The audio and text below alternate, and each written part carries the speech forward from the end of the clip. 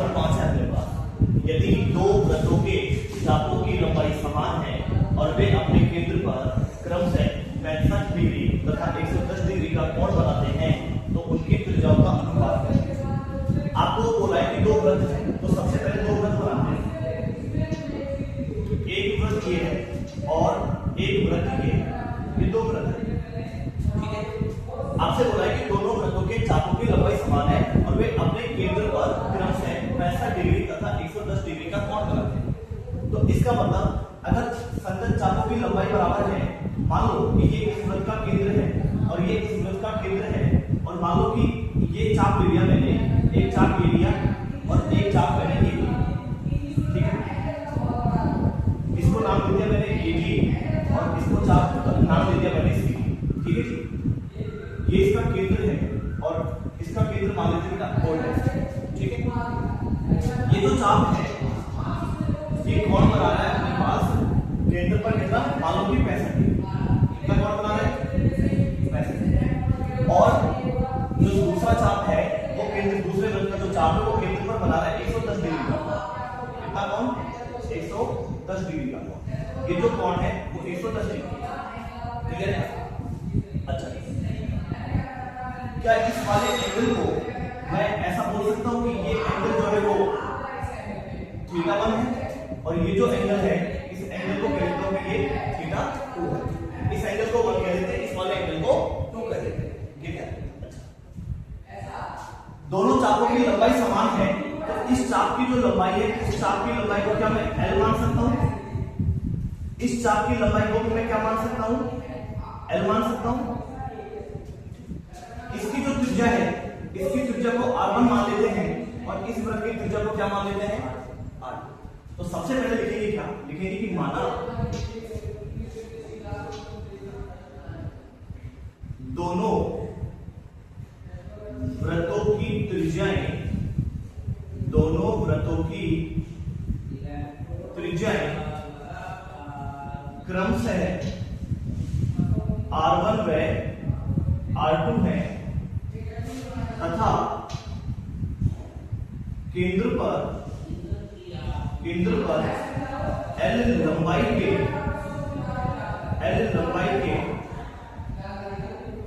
चापों द्वारा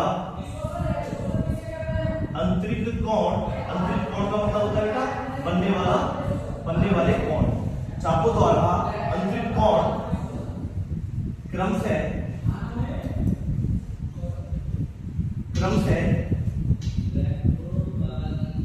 θ1 व θ2 है। कोई दिक्कत आता? चलिए, अब आपको θ1 भी पता है, θ2 भी पता है, लेकिन जब आपको त्रिज्याओं का अनुपात निकालना है तो मतलब पहले आपको त्रिज्या निकालनी पड़ेगी। जब तक दोनों त्रिज्याओं का पता नहीं लगेगा तब तक हम उनका अनुपात निकाल नहीं पाएंगे। तो हमें R1 और R2 निकालने पड़ेंगे। अब R1 R2 निकालने के लिए हमारे पास फॉर्मूला है कि θ बराबर L/R। तो अगर मुझे यहां से R1 निकालना है तो यहां θ1 यूज लूंगा। अगर मुझे R2 निकालना है तो उस वाले वृत्त के लिए R2 के लिए θ2 काम में लेंगे। अब समस्या ये है कि अब प्रश्न में ये बोला है कि दोनों वृत्तों के चापों की लंबाई समान है, तो इसको L1 L2 नहीं बोलेंगे, इसको L1 L2 नहीं बोलेंगे, इसको आप L कह रहे हो तो इसको भी क्या कह दो L3। क्योंकि अगर L1 और L2 ले भी लेंगे तो प्रश्न में तो ये दे रखा है कि L1 बराबर है किसके, L2 के। भाई इस चाप की लंबाई तो बराबर है, बराबर है, तो L1 L2 मानने के बजाय हमको L लिखेंगे तो कोई दिक्कत नहीं है, ठीक है। अच्छा, अब मुझे एक बात, यहां से मैं R1 निकाल सकता हूं, यहां से मैं R2 निकाल सकता हूं, लेकिन उसके लिए मुझे पहले ये जो θ1 और θ2 जो तो एंगल्स दे रखे हैं ये डिग्री में दे रखे हैं, हमें इनको पहले किसमें कन्वर्ट करना पड़ेगा बेटा, रेडियन में कन्वर्ट करना पड़ेगा। किसमें कन्वर्ट करना पड़ेगा, रेडियन। तो पहले हम क्या करेंगे, θ1 निकालेंगे। θ1 आपको दे रखा है बेटा कितना, 65 डिग्री। इसको पहले रेडियन में कन्वर्ट करो।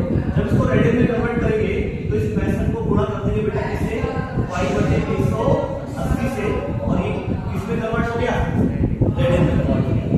घटाए तो देखो काटो, 5 से काटो, 5 से ये कर देगा बेटा 13 बार, और 5 से अगर इसको काटेंगे तो 5 के 15, 5 के 130। तो आंसर आ गया अपना कौन सा यहाँ पे रेडियन में 13 पाई बटे में 36 और ये आ गया बेटा रेडियन। तो थीटा 1 जिसको 65 डिग्री बोल रहे थे वो एक्चुअल में रेडियन में कितना है 13 पाई बटे 36। इसी प्रकार निकालो बेटा थीटा 2 निकालो। थीटा 2 यानी कि दूसरे पद के लिए चाप द्वारा एंगल जो है 110 डिग्री है 110 डिग्री। इसको पहले रेडियन में कन्वर्ट करो। तो रेडियन में कन्वर्ट करने के लिए पाई बटे 180 से गुणा कर देंगे और ये कन्वर्ट हो जाएगा बेटा किसमें रेडियन में। तो 0 से 0 कट गया। अभी ये तो कैंसिल होंगे नहीं तो यहां से आ जाएगा 11 पाई बटे में 18 और ये बेटा किसमें आ गया रेडियन में। बताओ यहां तक कोई दिक्कत वाली बात है नहीं? चलिए अब मैं एक काम करता हूं, मैं एक बार तो R1 के लिए और एक बार R2 के लिए फॉर्मूला अप्लाई कर लेता हूं। तो दिक्कत है चलो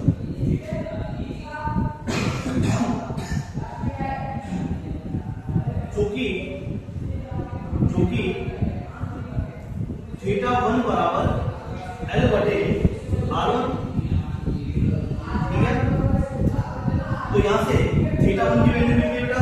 थीटा 1 की वैल्यू या ऐसा कर सकते हैं मैं डायरेक्टली निकाल दूं क्या R1 को डायरेक्टली निकाल देना है वो जी करके फॉर्मूला। एक काम करो ना क्या ऐसा लिख सकता हूं मैं? एक काम करो चलो ऐसा करो इसको L1 L2 ले लो है ना। इसको ले लो आप L1 इससे और ज्यादा थोड़ा सा कैलकुलेशन इजी हो जाएगी हमारी। इसको L1 और इसको क्या ले लो ऐसे ठीक है। तो ये अगर L1 है तो यहां से L1 की वैल्यू क्या आ जाएगी? L1 की वैल्यू आ जाएगी R1 या गुणा हो जाएगा यानी कि थीटा 1 into R क्लियर। तथा अगर मैं आपसे बोलूं कि थीटा 2 किसके बराबर होगा तो थीटा 2 बराबर हो जाएगा L2 बटे R2 के। तो यहां से L2 निकाल देना। अगर L2 निकालोगे तो ये आ जाएगा थीटा 2 R2 क्लियर। अब यहां से आगे देखो ये L1 की वैल्यू है ये L2 की वैल्यू है। क्योंकि L1 और L2 तो बराबर है भाई दोनों चापों की लंबाई तो बराबर दे रहे हैं प्रश्न में। यदि दो वृत्तों के चापों की लंबाई क्या है समान तो दोनों चापों की लंबाई तो बराबर है। मतलब L1 बराबर किसके L2 के। जब L1 L2 बराबर है इसका मतलब L1 की वैल्यू और L2 की वैल्यू सेम होगी। L1 की जगह क्या रख दो L1 की जगह थीटा 1 R1 और L2 की जगह क्या रख देंगे थीटा 2 R2। यहां तक कोई दिक्कत? अब वैल्यू पुट करो। वैल्यू पुट करना चला थीटा 1 कितना है 13 पाई बटे में 36 इनटू में R1। थीटा 2 की वैल्यू कितनी बेटा 11 पाई बटे में 18 और इनटू में R2। आपको चाहिए R1 और R2 का अनुपात जब निकालते तो उसको फ्रैक्शन की फॉर्म में लिख देते हैं। तो एक बात बताओ R1 यहाँ है इधर से R2 को यहाँ लाएंगे तो डिवाइड में आएगा नहीं आएगा। बराबर में क्या बचेगा 11 पाई और बटे में 18 और ये जो चीज मल्टीप्लाई है वो कहां जाएगी डिवाइड में। तो जब फ्रैक्शन डिवाइड में जाएगी तो उल्टा में गुणा हो जाएगी बेटा। डिवाइड में जो 36 है वो तो ऊपर चला जाएगा और जो मल्टीप्लाई में 13 पाई है कहां जाएगा डिवाइड। क्लियर है? देखो पाई से पाई कट गया 18 से ये कट गया 2 बार।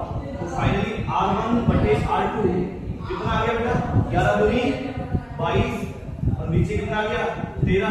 मतलब मैं ये कह सकता हूं कि R1 और R2 का जो अनुपात है वो अनुपात होगा 22:13। इस प्रश्न का आंसर क्लियर समझ में आया क्या?